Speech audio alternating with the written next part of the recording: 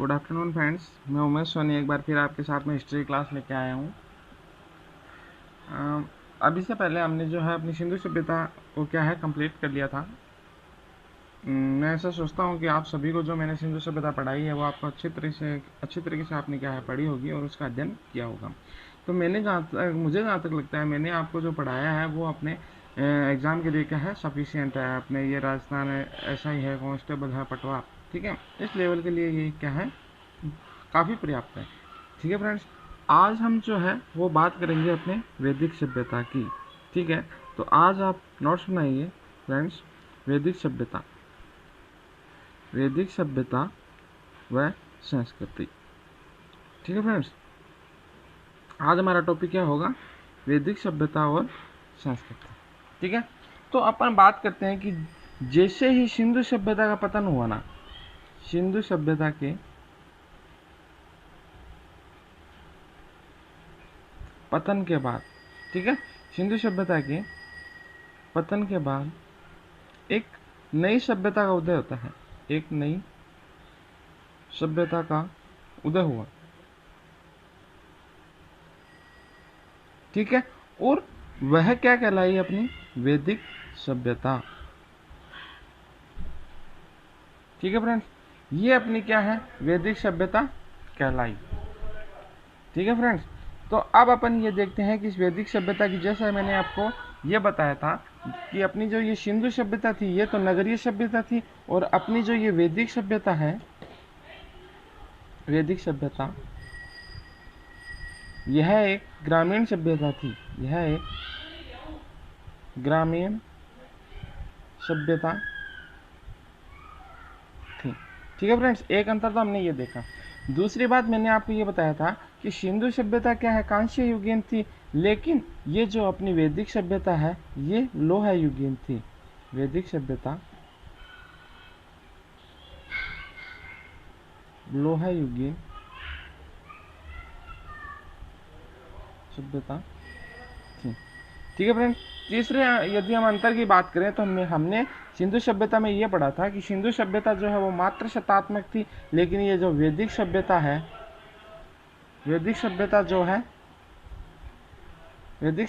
है ये पितृ शतात्मक थी। पितृ शतात्मक थी। ठीक है फ्रेंड्स, अब देखिए मैं आपको ये बताऊं कि ये जो अपनी वैदिक सभ्यता है इसके संस्थापक कौन थे? तो वैदिक सभ्यता के संस्थापकों को क्या है? आर्य कहा गया। वैदिक सभ्यता के संस्थापकों को, ठीक है, आर्य कहा गया। आर्य कहा गया। ठीक है फ्रेंड्स, अब ये देखिए ये जो आर्य शब्द है ना, ये संस्कृत भाषा का शब्द है। संस्कृत भाषा का शब्द। ठीक है फ्रेंड्स, संस्कृत भाषा का शब्द जो किससे बना है? देखना फ्रेंड, दो शब्दों से मिलकर भी ये बना है। ठीक है, अपन बात करते हैं, यहाँ देखना, अरि और ये, अरि प्लस ये। ठीक है फ्रेंड्स, अरि प्लस ये से मिलकर ये क्या है बना होता है, और इसका शाब्दिक अर्थ क्या होता है? इसका शाब्दिक अर्थ होता है सुसंस्कृत श्रेष्ठ या उच्च कुल में जन्मा व्यक्ति। उच्च कुल में जन्मा व्यक्ति। ठीक है फ्रेंड, तो ये अपने किसका अर्थ होता है? अपने आर्य जो शब्द है इसका मीनिंग होता है जो संस्कृत भाषा का शब्द है, और शाब्दिक अर्थ इसका है सुसंस्कृत श्रेष्ठ या उच्च कुल में जन्मा व्यक्ति। ठीक है फ्रेंड्स, अब अपन ये बात करें तो ये आर्य थे कौन? ठीक है, तो आर्य जो है ना ये नार्डिक शाखा की, कौन सी शाखा की? नार्डिक शाखा की सफेद उपजाति से संबंधित मानव समूह को कहा गया। सफेद उपजाति से संबंधित मानव समूह को कहा गया। ठीक है फ्रेंड, समझ में आया ये आर्य थे कौन? अब देखिए ये आर्य तो आ गए, लेकिन अब जो अनेक विद्वान हुए जिन्होंने क्या है कि इनका जो रहने का स्थान है वो अलग अलग जगह बताया है। तो कुछ विद्वानों के मत जो है वो अपन यहाँ देखेंगे, इम्पोर्टेंट। ठीक है, तो अपन बात करते हैं आर्यों के मूल निवास के संबंध में विभिन्न विद्वानों के मत, ठीक है फ्रेंड। सबसे पहले अपन बात करते हैं बाल गंगाधर तिलक की, बाल गंगाधर तिलक। ठीक है फ्रेंड, तो बाल गंगाधर तिलक ने ये कहा था कि ये जो आर्य है ना, ये उत्तरी ध्रुव के मूल निवासी हैं, उत्तरी ध्रुव के क्या है, मूल निवासी हैं। ठीक है, दूसरे अपन बात करें दयानंद सरस्वती की।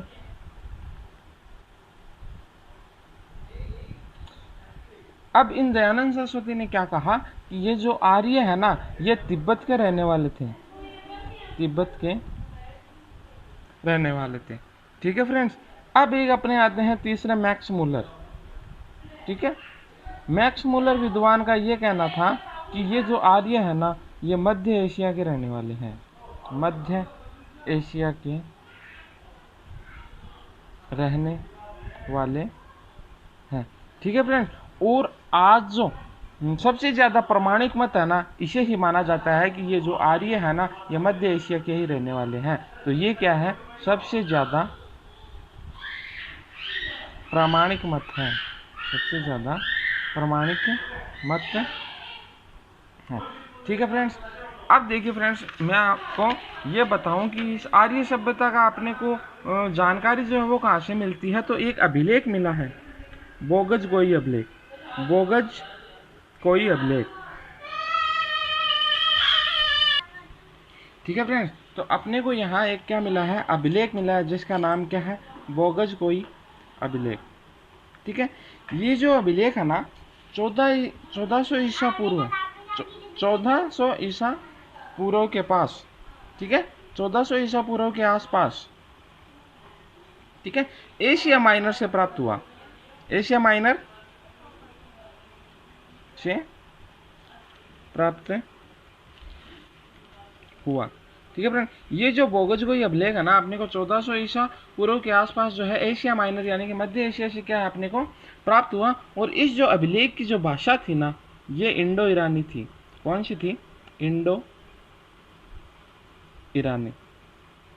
ठीक है फ्रेंड्स, और इस जो बोगजगोई अभिलेख की खोज जो है किसने की थी, इसकी खोज हुई थी 1907 में ह्यूगो नामक व्यक्ति के द्वारा, ह्यूगो नामक व्यक्ति ने क्या की थी, इसकी खोज की थी। ठीक है, अब अपन इस तरीके से कैसे पता चला कि यह बोगजगोई अभिलेख है, अपने को वैदिक सभ्यता का उल्लेख देता है। ठीक है, तो इसमें वैदिक सभ्यता के प्रमुख जो देवता थे ना, उनकी जानकारी मिली। तो वैदिक सभ्यता के प्रमुख देवता, वैदिक सभ्यता के प्रमुख देवता का उल्लेख मिला, प्रमुख देवता का उल्लेख मिला यहाँ। ठीक है फ्रेंड्स, अब वो प्रमुख देवता कौन कौन थे देखना। फर्स्ट थे इंद्र, ठीक है, दूसरे वरुण। ठीक है फ्रेंड्स, तो हम बात कर रहे थे वैदिक सभ्यता के प्रमुख देवता का जो इसमें बोगजगोई अभिलेख में उल्लेख मिलता है। तो उसमें सर्वप्रथम जो देवता थे वो इंद्र थे। ठीक है, दूसरे देवता की अपन बात करें तो वो वरुण थे। तीसरे देवता की अपन बात करें तो वो मित्र थे। और चौथे देवता की बात करें तो वो थे अपने नासत्य। इन चार देवताओं को क्या है, इस बोगजगोई अभिलेख में क्या मिलता है, उल्लेख मिलता है। ठीक है फ्रेंड, ये तो बात थी इसके जो साक्ष्य की बात थी, वैदिक सभ्यता के साक्ष्य की बात थी। ठीक है, अब अपन बात करते हैं अपनी वैदिक सभ्यता की। ठीक है, ये रही अपनी वैदिक सभ्यता। इसका कालक्रम देखें तो इसका कालक्रम है 1500 ईसा पूर्व से 600 ईसा पूर्व। ठीक है फ्रेंड्स, 600 ईसा पूर्व।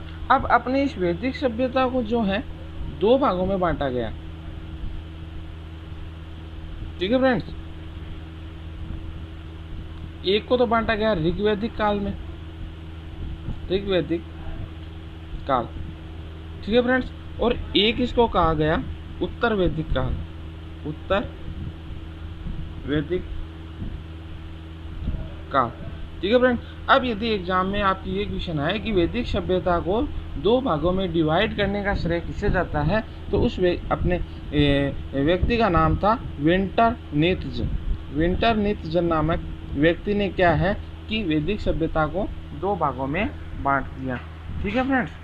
अब अपन बात करें कि ऋग्वैदिक काल जो है वो कहाँ से कहाँ तक था और उत्तर वैदिक काल जो है वो कहाँ से कहाँ तक था। तो ऋग्वैदिक जो काल है ये था अपने 1500 ईसा पूर्व से 1000 ईसा पूर्व तक, ठीक है फ्रेंड। और उत्तर वैदिक काल की बात करें तो ये 1000 ईसा पूर्व से 600 ईसा पूर्व तक क्या है, इसका काल जो है वो माना जाता है, ठीक है फ्रेंड्स। अब यदि हम बात करें ऋग्वैदिक काल की, तो आप हेडिंग लगाइए फ्रेंड्स, ऋग्वैदिक काल,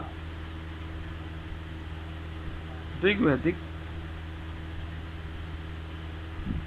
काल, ठीक है फ्रेंड। तो इस ऋग्वैदिक काल के अंतर्गत क्या है कि आदि मानव के जीवन का पहला ग्रंथ, आदि मानव के जीवन का पहला ग्रंथ ऋग्वेद लिखा गया, ऋग्वेद लिखा गया। देखिए फ्रेंड्स, आदि मानव का पहला ग्रंथ कौन सा है, ऋग्वेद। इसी कारण इस सभ्यता का जो पहला नाम क्या रखा गया है, ऋग्वैदिक काल रखा गया, ठीक है फ्रेंड्स। अब अपन बात करें वैदिक साहित्य की, ठीक है, वैदिक साहित्य, ठीक है। वैदिक साहित्य की बात करें तो सबसे पहले आता है अपने वेद, ठीक है। वेद, ये जो वेद जो शब्द है ना, ये बना है विद धातु, विद धातु और धय प्रत्यय से, धय प्रत्यय से, धय प्रत्यय से मिलकर बना है, ठीक है। ये जो वेद शब्द है ना, ये विद धातु और धय प्रत्यय से मिलकर क्या है, बना है, जिसका शाब्दिक अर्थ क्या होता है, ज्ञान राशि या ज्ञान का भंडार, ज्ञान राशि या ज्ञान का भंडार। तो फ्रेंड्स, यहाँ से वेद शब्द का जो शाब्दिक अर्थ निकल के क्या आया कि ज्ञान की राशि या ज्ञान का भंडार। और इन वेदों की जो रचयिता है, रचयिता, इन वेदों की जो रचयिता ना वो कौन थे, अपौरुष थे, यानी कि इसको किसी साधारण पुरुष द्वारा जो है रचा नहीं गया। तो इसके रचयिता कौन थे, अपौरुष। और इसके जो संकलनकर्ता कौन थे, संकलनकर्ता जो है वो थे महर्षि कृष्णद्वैपायन व्यास, महर्षि कृष्णद्वैपायन व्यास, ठीक है फ्रेंड। तो ये बात की अपने इन वेदों की। अब अपन चलते हैं वेदों की ओर और उनकी कुछ जानकारी लेते हैं, ठीक है फ्रेंड। तो अब आपको पता है कि वेदों की संख्या कितनी है, ठीक है, कुल वेद, ठीक है। वेद टोटल है कितने, वेद जो है वो कुल वेद कितने हैं अपने पास, 4, कुल वेद है कितने अपने पास में, 4। तो अब अपन एक एक जो वेद की जो है बात करेंगे। सबसे पहले स्टार्टिंग से अपन लेते हैं ऋग्वेद, ऋग्वेद। इस ऋग्वेद के अंतर जो है, ऋग से आप समझ लें ऋचाओं का उल्लेख है, ऋचाएं, ऋचाएं का यहाँ मतलब है कि श्लोक का उल्लेख है। श्लोक से भी यहाँ है जो मंत्र, मंत्र का उल्लेख मिलता है, यानी कि ऋग्वेद के अंतर जो है वो देवताओं की स्तुति के लिए ऋचाएं, श्लोक और मंत्र का क्या मिला है, अपने को उल्लेख मिला है। और इस ऋग्वेद को ही मानव जाति का पहला ग्रंथ माना जाता है, मानव जाति का पहला ग्रंथ माना जाता है, ठीक है फ्रेंड्स। अब देखिए इस जो ऋग्वेद के अंदर है ना, कुछ जैसे आपने कुछ चैप्टर होते हैं तो इसी प्रकार इसमें भी कुछ चैप्टर थे। तो इसके अंदर जो है ऋग्वेद के अंदर 10 मंडल, ठीक है, 1028 सूक्त और 10,522 क्या है, श्लोक हैं। तो फ्रेंड्स ये जो डाटा मैं आपको लिखा रहा हूँ ये डायरेक्ट एग्जाम में पूछ ली जाती है कि ऋग्वेद के अंदर कितने मंडल हैं, कितने सूक्त हैं और कितने श्लोक इसके अंदर पाए जाते हैं। अब अपना एक ध्येय वाक्य होता है अस्तोमा सद्गम्य, अस्तोमा सद्गम्य। ये जो अपना ये जो ध्येय वाक्य है अस्तोमा सद्गम्य है और अपना गायत्री मंत्र वह अपना गायत्री मंत्र, ठीक है। एक तो अस्तोमा सद्गम्य और अपना एक इस गायत्री मंत्र का जो उल्लेख है ऋग्वेद में ही मिलता है, उल्लेख ऋग्वेद में ही मिलता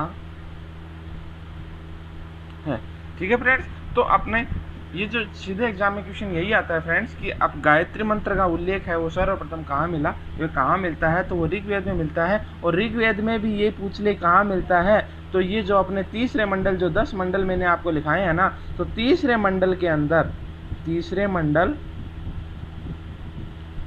के अंदर जो है अपने इस गायत्री मंत्र का क्या मिलता है और उल्लेख मिलता है। और अपना ये जो गायत्री मंत्र है ये किस देवता को समर्पित है, तो ये सविता नामक देवता हुआ करता था, सविता नामक देवता को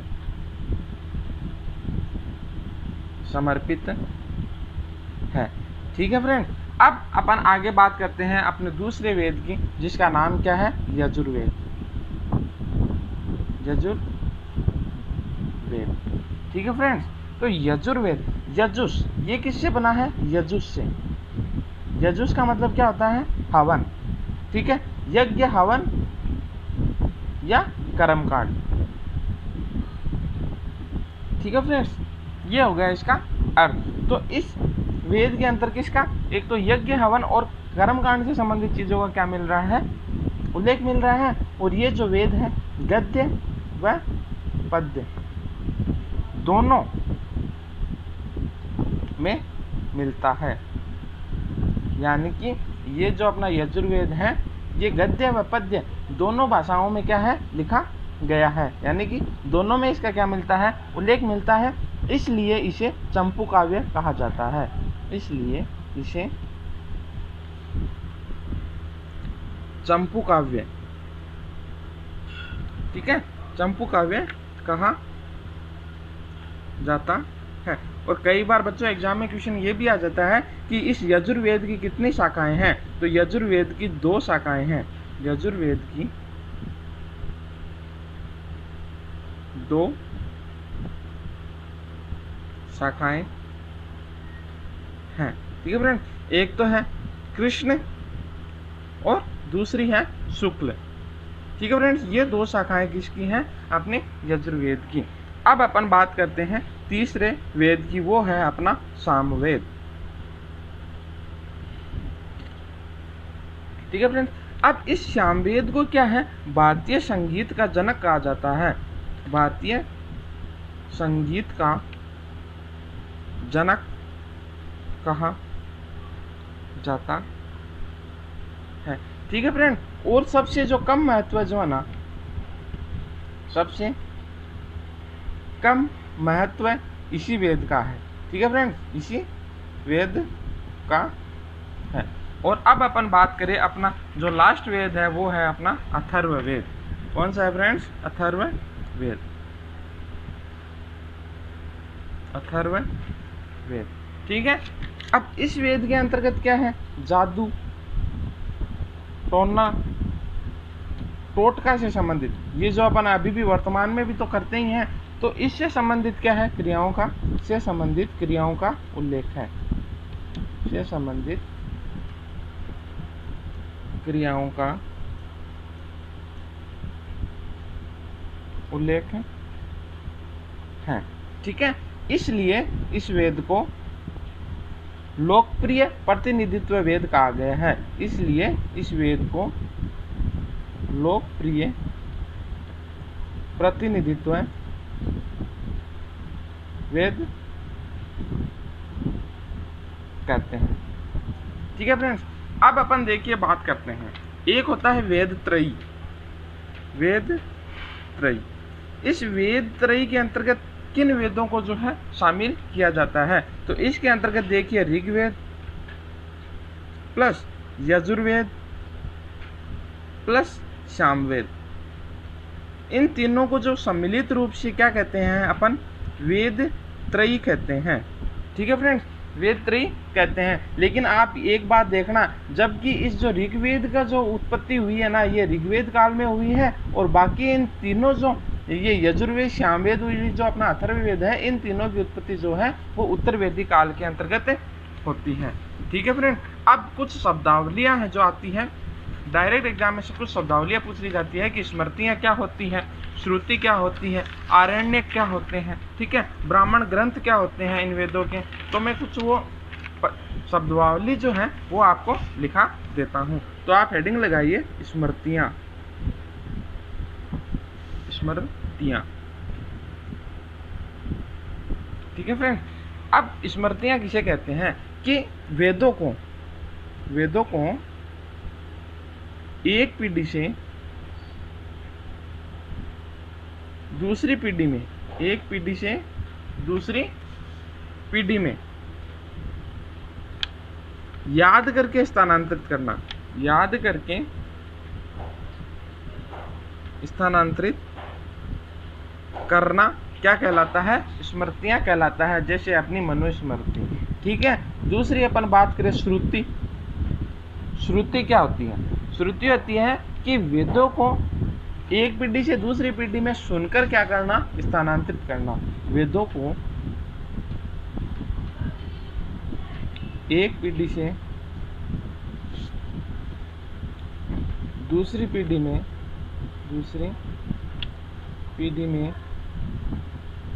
सुनकर स्थानांतरित करना। ठीक है फ्रेंड्स, ये क्या कहलाता है, अपने श्रुति कहलाता है। अब तीसरा आता है अपने आरण्यक। ठीक है, ये कुछ शब्दावलियां हैं वैदिक साहित्य के अंतर्गत, तो इसकी अपन बात करते हैं। तो आरण्यक किसे कहते हैं कि वानप्रस्थ आश्रम के दौरान, अपन आश्रम सभी आश्रमों की बात करेंगे, तो वानप्रस्थ आश्रम के दौरान, वानप्रस्थ आश्रम के दौरान लिखे गए, वानप्रस्थ आश्रम के दौरान लिखे गए ग्रंथों को आरण्यक कहा गया, आरण्यक कहा गया। ठीक है, और इस आरण्यक का शाब्दिक अर्थ क्या होता है, वन या जंगल। शाब्दिक अर्थ क्या होता है इस आरण्य का, वन या जंगल। ठीक है फ्रेंड्स, और आगे मैं बात करूं तो आता है अपने ब्राह्मण ग्रंथ। ठीक है, अपने जो ये चारों वेद हैं इनके कुछ ब्राह्मण ग्रंथ भी लिखे गए हैं। तो ब्राह्मण ग्रंथ किसे कहते हैं, तो वेदों की विशेष रूप से व्याख्या करने वाले, विशेष रूप से व्याख्या करने वाले ग्रंथों को, विशेष रूप से व्याख्या करने वाले ग्रंथों को ब्राह्मण ग्रंथ कहते हैं, ब्राह्मण ग्रंथ कहते हैं। तो फ्रेंड्स, यहाँ पे इस मैंने जो ये पंक्ति लिखी है इसका अर्थ ये हुआ कि जो वेद अपने लिखे गए हैं बड़ी जटिल भाषा के अंतर्गत लिखे हुए हैं, तो इसको कुछ इजी भाषा में लिखकर इसकी व्याख्या करने वाले ग्रंथों को क्या कहा गया है, ब्राह्मण ग्रंथ कहा गया है। और लास्ट में अपन बात करते हैं उपनिषद। ठीक है, अपने कुछ वेदों की जो है उपनिषद भी लिखे गए हैं। तो अब अपन देखते हैं उपनिषद का जो शाब्दिक अर्थ क्या होता है। ये जो उपनिषद है ना, ये उप प्लस नी प्लस शब्द। उप का अर्थ क्या हो गया यहाँ पर, समीप। ठीक है, नी का अर्थ हो गया ध्यानपूर्वक। ठीक है, और शब्द का अर्थ हो गया यहाँ बैठना। तो देखिए कि गुरु के समीप, गुरु के समीप ध्यानपूर्वक बैठकर जो ब्रह्म ज्ञान प्राप्त किया गया, जो ब्रह्म ज्ञान प्राप्त किया गया वह उपनिषद कहलाया, वह उपनिषद सकते हैं लाया। ठीक है फ्रेंड, तो ये है गई उपनिषद की परिभाषा। ठीक है, अब मैं आपको यहाँ बता दूं कुल उपनिषद है कितने अपने, कुल उपनिषद टोटल उपनिषद कितने हैं, ये हैं अपने 108। अब फ्रेंड्स मैं आपको एक सारणी बनवा रहा हूँ जिसके अंतर्गत अपन वेद लिखेंगे, ठीक है, उसके ब्राह्मण ग्रंथ लिखेंगे और उसके उपनिषद लिखेंगे। ये ही कुछ इंपॉर्टेंट है जो आपके एग्जाम में आने लायक है। तो आप एक तरफ हेडिंग लगाइए वेद, ठीक है, एक तरफ आप लगाइए इसके ब्राह्मण ग्रंथ और एक तरफ आप हेडिंग लगाइए इसकी उपनिषद की। ठीक है फ्रेंड्स, एक आप हेडिंग लगा लीजिए उपनिषद, ये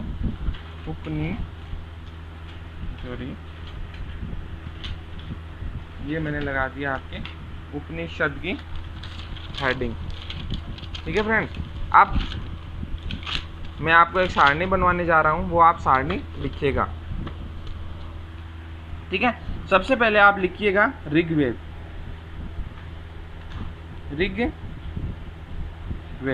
ठीक है, इस ऋग्वेद के जो ब्राह्मण ग्रंथ है ना वो है ऐतरेय और कौशितकी, ठीक है फ्रेंड, और इसके उपनिषदों का नाम भी क्या है, ऐतरेय और कौशितकी। ठीक है फ्रेंड्स, दूसरे अपन बात करते हैं यजुर्वेद की, यजुर्वेद। ठीक है, इस यजुर्वेद के जो ब्राह्मण ग्रंथ है उनका नाम है तैत्तिरीय और शतपथ। ठीक है, और इसके उपनिषद की बात करें तो वो है बृहदारण्यक, ईश और कट्ठ। ये क्या है इसके उपनिषद। तीसरा अपन बात करें अपने सामवेद की। ठीक है, तो इसके ब्राह्मण ग्रंथ कौन से हैं, पंचविश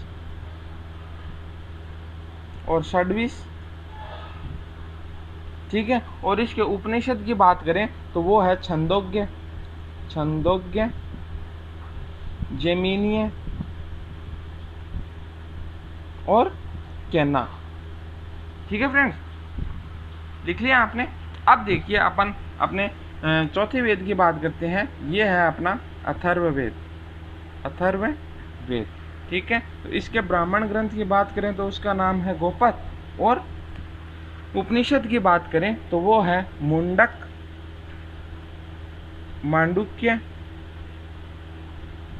और प्रश्न, मुंडक, मांडुक्य और प्रश्न। तो फ्रेंड्स आपके सामने ये जो सारणी मैंने लिखी है ये आपको अच्छे से याद रखनी है। ठीक है फ्रेंड, तो डायरेक्ट एग्जाम में क्वेश्चन यही पूछा जाता है कि जो बृहदारण्यक, ईश और कट ये जो है किस वेद के उपनिषद है, तो ये यजुर्वेद के उपनिषद हैं। अब अपने कुछ जो देववाक्य अपन ने लिए हुए हैं वो कौन से वेद से लिए गए हैं मैं आपको ये भी बताता हूँ। तो अपन एक देववाक्य यूज में लेते हैं, सत्यमेव जयते, सत्यमेव जयते। ठीक है फ्रेंड, तो आपको ये पूछे कि अपना ये जो सत्यमेव जयते जो ध्येयवाक्य है ये किस उपनिषद से लिया गया है, तो बच्चों आप लिखिए ये मुंडको उपनिषद से लिया गया है, मुंडको उपनिषद से लिया गया है। इंपॉर्टेंट करना फ्रेंड्स, इसको लिया गया है। और मैं आपको अभी वर्तमान की बात करूं तो वर्तमान में लोकपाल बिल का ध्येयवाक्य, ठीक है, वर्तमान में लोकपाल बिल का जो है वो ध्येयवाक्य बनाया गया है। तो बच्चों क्या आपको पता है ये ध्येयवाक्य कौन सा और कहाँ से लिया गया है? नहीं पता बच्चों, मैं आपको बताता हूँ। आप इस ध्येयवाक्य को लिखिए, माँ गृधय कस्य स्वीदनम,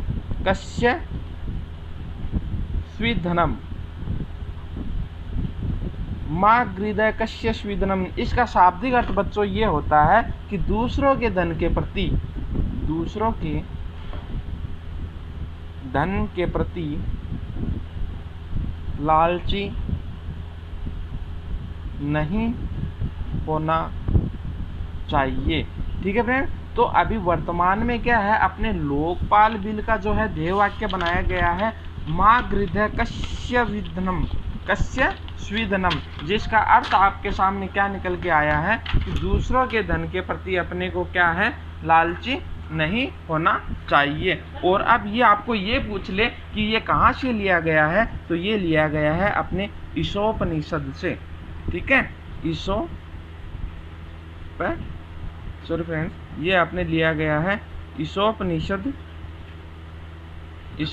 से लिया गया है। ठीक है फ्रेंड, किस उपनिषद से लिया गया है, ईशोपनिषद से ये अपने लिया गया है। ठीक है फ्रेंड्स, अब अपन बात करते हैं कि ऋग्वेद में कुछ नदियों का भी उल्लेख मिला है। ठीक है, तो अपन देखते हैं कि ऋग्वेद में टोटल कुल 25 नदियों का उल्लेख मिला है। 25 नदियों का उल्लेख मिला है।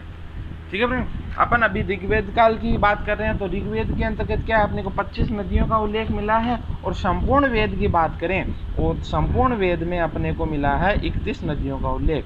संपूर्ण वेद में कुल 31, ठीक है, 31 नदियों का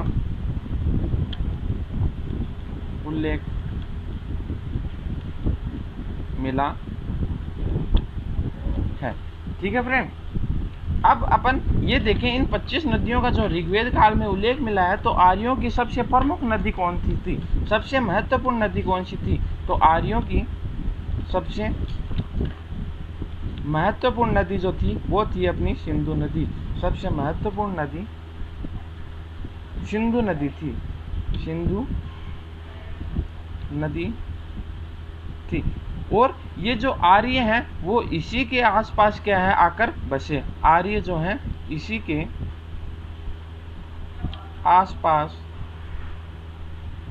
आकर, ठीक है, इसी के आसपास क्या है, आकर ये बसे। इसलिए यहाँ बसने के कारण इस स्थान को क्या कर दिया गया, सेंधव प्रदेश कह दिया गया। सेंधव प्रदेश कह दिया गया। ठीक है फ्रेंड, अब अपन बात करें दूसरी प्रमुख नदी की। ठीक है, तो दूसरी प्रमुख नदी जो थी वो थी अपनी सरस्वती नदी, जिसे ऋग्वेद में क्या कहा गया, जिसे ऋग्वेद में नदीतमा कहा गया, जिसे ऋग्वेद में नदीतमा कहा गया। बच्चों इस बात को भी इम्पोर्टेंट करके लगाना कि सरस्वती नदी का जो है ऋग्वेद काल के अंतर्गत है, किस नाम से उल्लेख मिलता है, तो वो नदीतमा नाम से क्या है, उल्लेख मिलता है। और आगे अपन बात करें तो इस आर्यों की जो एक प्रमुख जनजाति थी, आर्यों की एक प्रमुख जनजाति थी भरत। आर्यों की एक प्रमुख जनजाति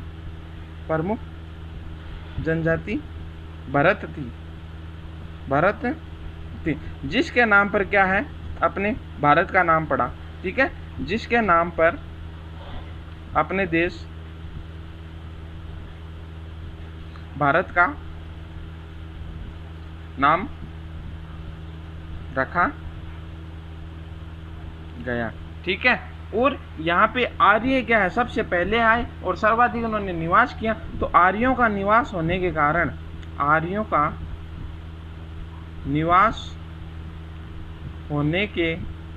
कारण ठीक है, अपने देश को आर्यावर्त भी कहा गया।